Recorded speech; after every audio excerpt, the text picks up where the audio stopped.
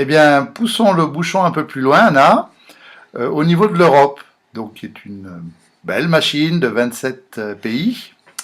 Et je crois que tu as un petit peu étudié la question, tu as quelques textes à nous montrer, qui nous lire, et semble-t-il, l'Europe aurait un fonctionnement moins démocratique que la France. Il y a d'abord un principe général à énoncer que je ne vais pas démontrer. C'est que plus le rayon d'action d'un pouvoir est étendu, plus ce pouvoir est autiste. Donc absolument antidémocrate. Et alors en fait, on a une espèce de système de poupée russe. Vous avez la France, autour de la France il y a l'Europe, qui est moins démocratique que la France. Autour de l'Europe, il y a l'ONU, qui est encore moins démocratique et qui a sécrété l'OMC, le FMI, L'OMS, etc. La FAO, donc des trucs qui ont un pouvoir. L'OMC a un pouvoir énorme. Sans aucune élection. C'est totalement antidémocratique. Donc plus le pouvoir est planétaire, là je pense à notre fameuse mondialisation, en fait c'est une mondialisation de la dictature. C'est pas une mondialisation du droit et de la démocratie, absolument pas. Donc plus le pouvoir est grand, plus il est autiste et autoritaire. Alors l'Europe. Maintenant, donc, hop, dans le raisonnement global, pouf, je redescends d'un cran et je redescends à la France.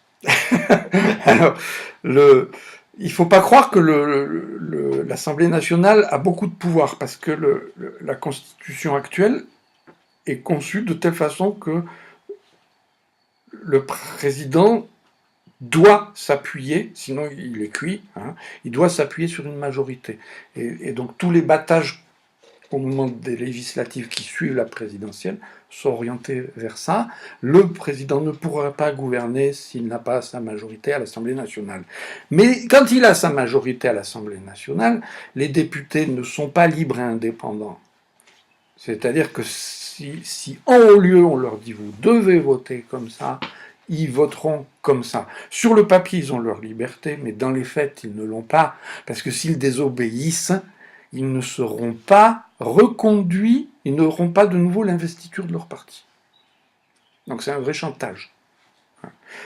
Donc ça, c'est une lutte psychologique. Au niveau de l'Europe, c'est pire, parce que là, c'est institutionnel. Donc le Parlement européen a très peu de pouvoir. Donc justement, là, avant de tourner cette petite vidéo, on a relevé 2 ou 3 phrases. D'abord, l'Europe constituée de la Commission, oui, avec le président, qui est non élu. D'accord, sont tous nommés. Et par contre, il y a un Parlement qui, lui, fait l'objet des élections européennes. Voilà. Ton vote, c'est pour ce Parlement-là. Mais j'exagère peut-être, mais je ne suis pas élu au Parlement européen, mais je pense que j'ai presque autant de pouvoir que les élus. Comme eux, j'ai le pouvoir de râler, notamment... Presque autant, pas autant quand même, n'exagérons pas. Il ne faut pas caricaturer. Mais ils ont vraiment très peu de pouvoir. Donc, il faut voir, ici intervient la novlangue. Je vous en lis un des textes.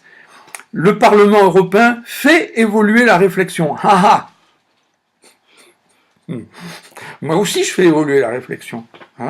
Sur des problèmes de société. Bah ouais. Et, au travers de ces résolutions, il exerce un rôle d'impulsion politique. Mais c'est pas lui qui décide. De soumettre les lois. C'est pas lui qui décide. Parce qu'il y en a un autre qui est très joli, un texte.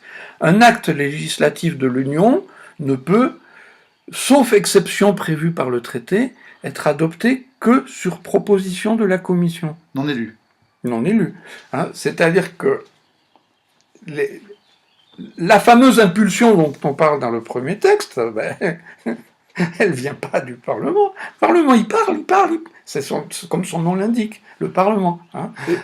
Et je crois qu'alors qu'il y a une perle... Mais la Commission européenne propose. Oui. Il y a une perle encore plus forte, qui est le droit de pétition, qui est en fait une régression Du droit de pétition. Du droit de pétition. Oui. Alors, donc, il y a dans les règlements européens, il y a un article 11. Alors, je ne sais pas dans quel article 11. Alors, ce qui est très marrant, c'est qu'au niveau de la Constitution française actuelle, il y a aussi un article 11 qui est lui aussi une escroquerie du même tabac. Hein. Alors, aujourd'hui, on va parler que du truc européen. Alors, je vous le lis. Des citoyens de l'Union, au nombre d'1 million au moins, 1 million, hein, ressortissant d'un nombre significatif d'États membres. Combien ? Alors ça, c'est dans les règlements d'application, je suppose. Peuvent prendre l'initiative. Rappelez-vous ce qu'on a dit sur la Suisse. Quand on emploie le mot initiative populaire, c'est le peuple qui a vraiment le pouvoir. Et on est obligé de voter. Ouais. Donc là, ils peuvent prendre l'initiative. Donc jusqu'ici, on dit « Oh, super !» Mais les mots suivants sont intéressants. Ils peuvent prendre l'initiative d'inviter la Commission européenne, dans le cadre de ses attributions, à soumettre une proposition. Etc. D'accord. C'est-à-dire que les pétitionnaires n'ont aucun droit. Aucun droit, finalement. D'accord. À soumettre une proposition appropriée. Et là, il y a une restriction par rapport au... Le droit de pétition est un droit naturel. Quand on le codifie, c'est qu'on a l'intention de le limer. Sinon, on ne l'écrit pas. Donc, ça ne s'adresse qu'à des questions pour lesquelles ces citoyens considèrent qu'un acte juridique de l'Union est nécessaire aux fins de l'application des traités. C'est trop compliqué pour mon petit cerveau, ça. C'est-à-dire que si la pétition ne concerne pas l'application des traités, elle est irrecevable. Donc les OGM, ça peut pas marcher. Oui, donc si vous parlez des gaz de schiste, ou des OGM, ou d'affaires qui vous prennent aux tripes, mais qui ne sont pas mentionnées dans les traités, c'est lettre morte. D'accord ? Donc cet article 11 est une régression du droit de pétition. Ce n'est pas une nouveauté. Voilà. Et là derrière, donc tout le vocabulaire politique européen est de ce style-là. C'est-à-dire que tout est dans la langue de bois. On a l'impression qu'on peut, mais en fait on peut pas. On a l'impression qu'on peut, mais en fait on peut pas. Et typiquement, ce que je viens de dire tout à l'heure, le Parlement ne propose pas. C'est pas lui, c'est la Commission qui propose. C'est vrai. Eh ben, écoute Anna, tu nous as vraiment ouvert les yeux. Bon, il faut dire que l'Europe ne régit pas encore tout. Les pays ont certaines possibilités, mais c'est en train de s'enfler tout le champ d'application européen. Et on le voit dans tous les règlements qui concernent des choses des fois très très pratiques, sur les tailles des salles maximum, etc. Donc ces gens-là sont sur le point de prendre le pouvoir. De mettre Donc ils ont pris le pouvoir. Ouais.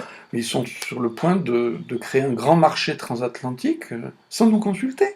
Voilà. Donc c'est vrai que la notion de protectionnisme mérite quelques critiques, mais là on est en train de se mettre tout nu. On est en train de mettre les économies européennes à poil. Eh bien, dis donc, Anna, merci de nous ouvrir les yeux. Qu'est-ce que ça va être la prochaine fois ? À bientôt, les gars.